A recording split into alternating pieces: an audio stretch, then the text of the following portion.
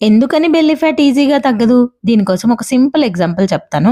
మన ఇంట్లో ఒకవేళ దొంగ పడ్డాడు అనుకుందాం. వాడు ఫస్ట్ ఏం చేస్తాడు? ఈజీగా దొరికేవి తీసుకుంటాడు. టేబుల్ మీద ఉన్న మనీ, బయట ఉన్న ఐటెమ్స్.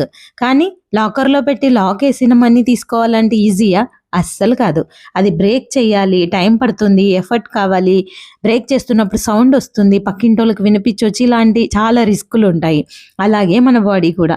బాడీకి ఎనర్జీ కావాలి అంటే ముందు ఈజీగా దొరికే ఎనర్జీని తీసుకుంటుంది. లైక్ మన ఫేస్ ఫ్యాట్, ఆర్మ్స్ ఫ్యాట్.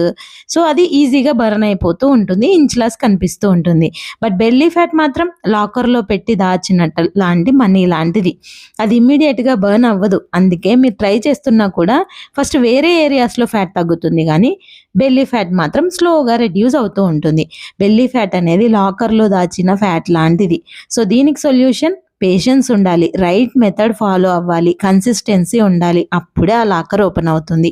ఈజీగా దొరికేది ముందే పోతుంది. లాకర్‌లో ఉన్నది చివర్లోనే. సో, అందుకోసం మీ బెల్లీ ఫ్యాట్ తగ్గాలంటే మోర్ ఎఫర్ట్ అవసరం. ఇలా ఎఫర్ట్ పెడుతున్నప్పటికీ తగ్గకపోతే నాకు మెసేజ్ చేయండి. Thank you.